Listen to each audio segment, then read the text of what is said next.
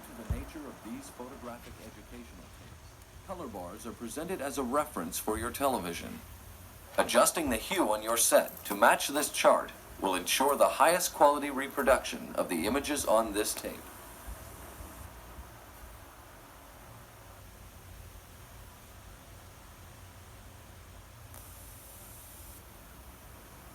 Commercial photography as a profession is relatively young compared to all the other professions in photography. Because of that, it is really not a craft right now. It's kind of a bag of tricks. We go, we assist, we study, we watch what a photographer is doing, then we go open our own studio and kind of repeat what we've been seeing. Nothing unique about it, really redoing what's already been done. But if we can stop for a moment, treat it as a profession, but organize the craft in a very thought-provoking process to where you have a much more concise ability to create what has been created because you understand the craft, and then your imagination can pretty well do it as you want.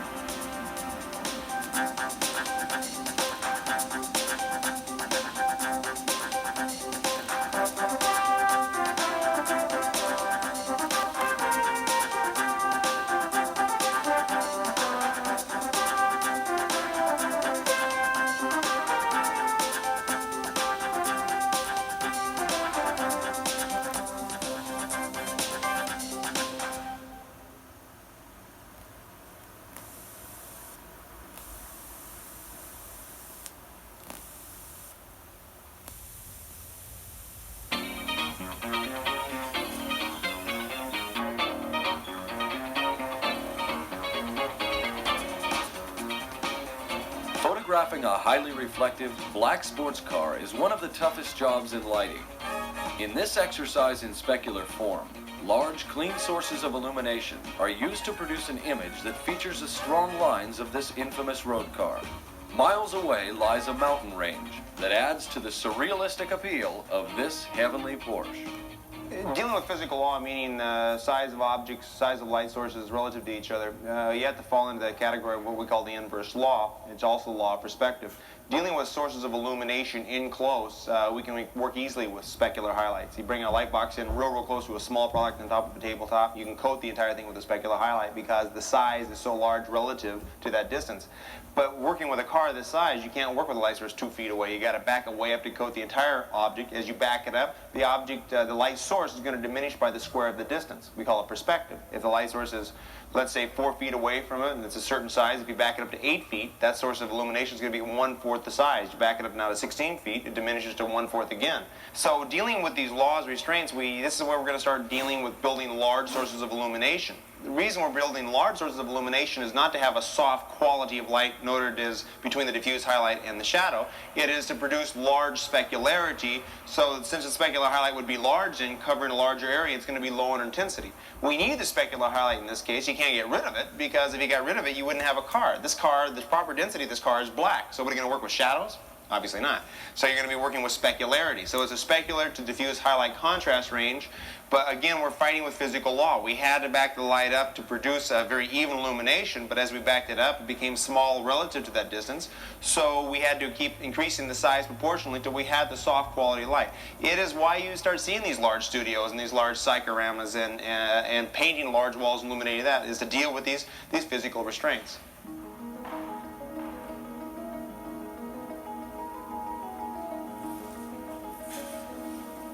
As the last areas of the cove are finished up, Dean Collins directs the Porsche into position and begins to plan his shot. Keep going. Stop. Right there.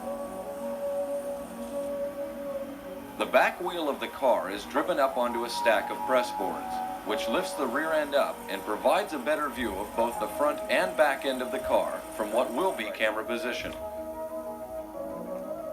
Collins and his assistant begin to assemble a Cinar P2 8x10 camera onto the FOBA camera stand. Collins will use a 155mm Rodenstock Grandigon lens with the 8x10.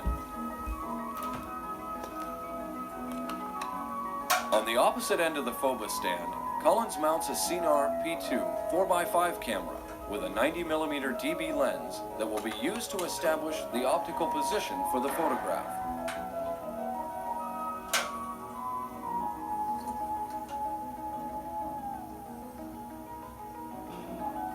After finding the proper angle and camera height, Collins loads the camera with Polaroid 55PN and shoots the first test shot under ambient light.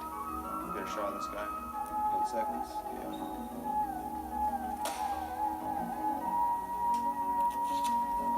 There we go. The first black and white test print is used to check the placement of the car in the cove and to ensure the important features are visible. The only problem is going to be able to get that illumination in the background. We're going to just be screaming her down with it tipped over that one. Dealing on this Collins uses 55PN when shooting dark objects, as the film is designed to give a full range of contrast when backlit. Dean can now decide if he likes the angle and perspective produced by the lens that he has chosen. Cost factors on Polaroids can vary. 4x5 Polaroid is much cheaper than 8x10 Polaroid. So when we're finding our optic angle, or we're finding the angle we're going to photograph the car, we'll normally shoot with a 4x5 and checking the Polaroids to see if we have the angle and make sure that we're not distorting the car, we're really emphasizing the car. And once we get the position of the camera chosen, then when we start lighting it, that's when we'll go to the 8x10 Polaroid and shooting 8x10 Polaroid. We can save a lot of money by starting with 4x5 and then going to 8x10. With the location of the car decided upon, an assistant marks the wheels on the floor with a grease pencil for later repositioning.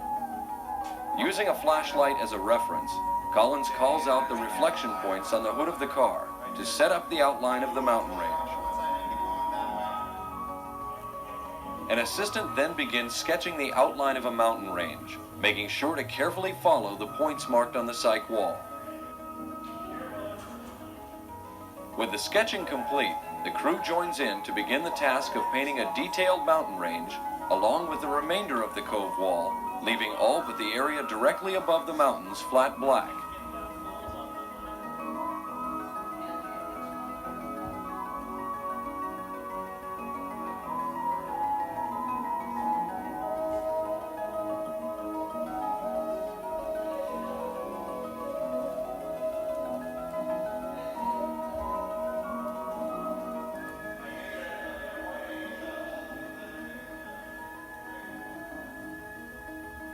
Dean Collins talks about using the cove as a source of illumination. When you're gonna, this car is a giant mirror. It's gonna see everything in the room. So when you first roll it out, you have to first of all decide the angle that you're gonna take the car at. That's gonna give you a relative angle the way you're gonna light it. You first of all choose the camera optic, camera angle. Come in, get to a certain distance, and then you start walking around the car, and it's going to show you where you can place your sources of illumination to produce the proper highlighting. You don't light it then.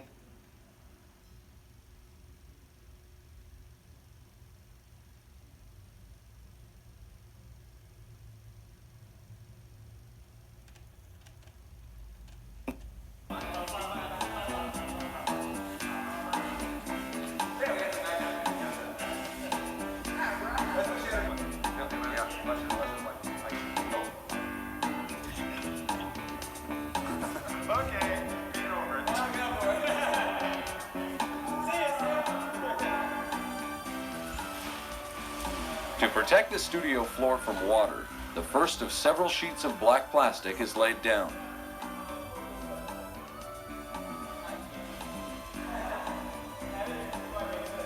As the plastic is spread out, the edges are temporarily tacked down with duct tape, and then double-stick tape is used to secure the plastic to the cove above the water level.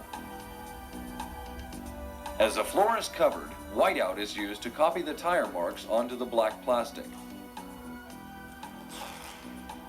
Strips of duct tape lock each sheet of plastic together after they have been doubled over.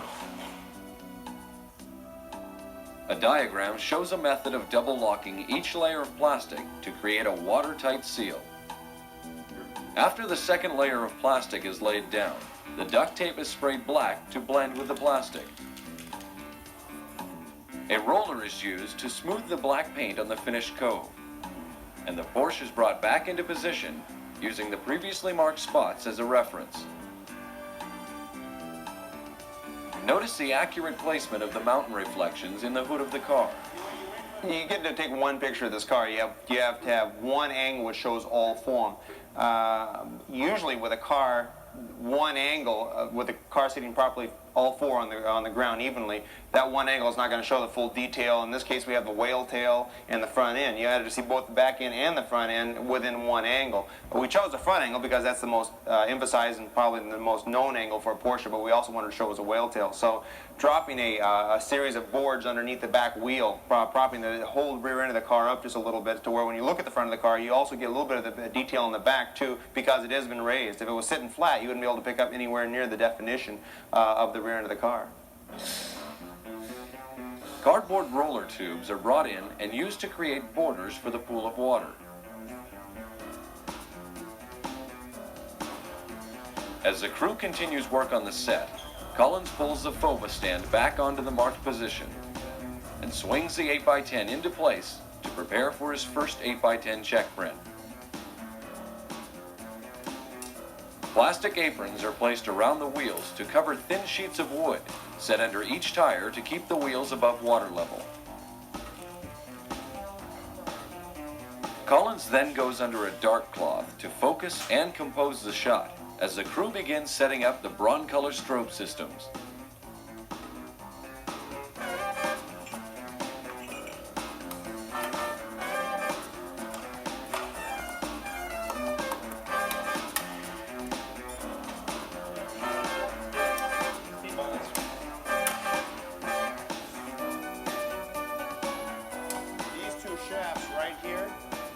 Covered with white seamless paper dropped, okay? So you're gonna have to roll out a piece, tape it up, bring them up on two stands, let them drop, light goes over the top, bounces down through. Now The lighting plan calls for a large sheet of white seamless background paper to be fixed to a steel rod, forming the main panel of illumination for the car.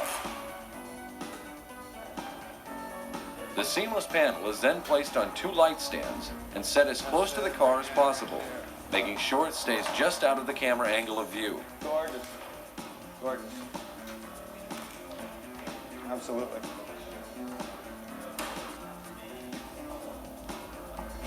Okay, the only thing, fill it with water. I'm not really sure what those final angles are going to peek out. As Collins checks the effects of the seamless panel on the car, we can see that the large source of illumination produces clean specular highlights that reveal the true form of the automobile. The borders are completed for the pool of water, and Dean Collins begins to direct the placement of the first two strobes over the seamless. Stop right there. The strobes are placed so that the majority of the light will spill over the seamless and strike the white portion of the cyc wall without contaminating the black painted mountain range or the car. The remainder of the light passes through the seamless paper, making the paper a diffused light source. Great. Collins adds a third strobe to the setup, placing it directly behind the seamless panel to create an evenly illuminated diffused light source. The diagram reveals the relationship of each strobe to the panel, and the manner in which the light from each strobe is striking the car. Yeah, just a little bit up. With the strobes in place, an incident meter reading is taken to establish a hypothetical 18% value in the subject area. Raise it. Fire it again. Dean Collins talks about properly lighting the black Porsche. 11-1. On this shot, we're working between two densities, the specular highlight and the diffuse highlight. The diffuse highlight we can't change. That's the true tonality of the car. It's a black car. The only one we can really change in contrast concept is the specular highlight. The only way we can change that is not by exposure, but by the way we light it. The bigger the specular gets, if we can make a specular highlight cover an area 10 times bigger than it did, in other words, make a light source 10 times bigger, the specular highlight covers a larger area, 10 times larger, the intensity of the specular highlight will drop to 1/10. So we really control the brightness of the specular relative to the diffuse by the size of the source of it. That is the only really way of controlling this contrast. You can't change it in exposure, you can only change it in the way you light it. So this is why the large sources of illuminations are produced, and that's why you try to bring them as close as you possibly can. The reflector flat on one side was brought in very, very, very close, just outside of the optic viewing, and then as much of the area is illuminated with the strobe firing through the paper. That control the brightness of the specular relative to the diffused. The only problem with that is that you're covering very, very large areas of illumination, which means as you throw your light over a large area, it diminishes in intensity because it does have to cover such a large area. So we had to really increase the watt seconds. Our strobes were set on 4 pops at approximately 1600 per head to produce the illumination relative to the aperture opening to carry the depth of field on this particular shot. A P22 reflector panel is added to the setup before the first 8x10 test shot. Great. I think it's coming together real well. The first check print is exposed correctly, but there are problems that Cullen sees immediately. They don't fight, they show the whole form. I think the only thing we're going to have to clean up here is this transfer line here between the speckle and the window. Just get up there and, that's a ceiling, right? So that's a ceiling and that's the wall, so just going to have to spray it down and grade 8 it off so we have a nice transition so it's not so colored, because everything else has a great line to it. Nothing's not cutting. Yeah. So it's just that guy right there is going on. We're going to have to calm down. To create a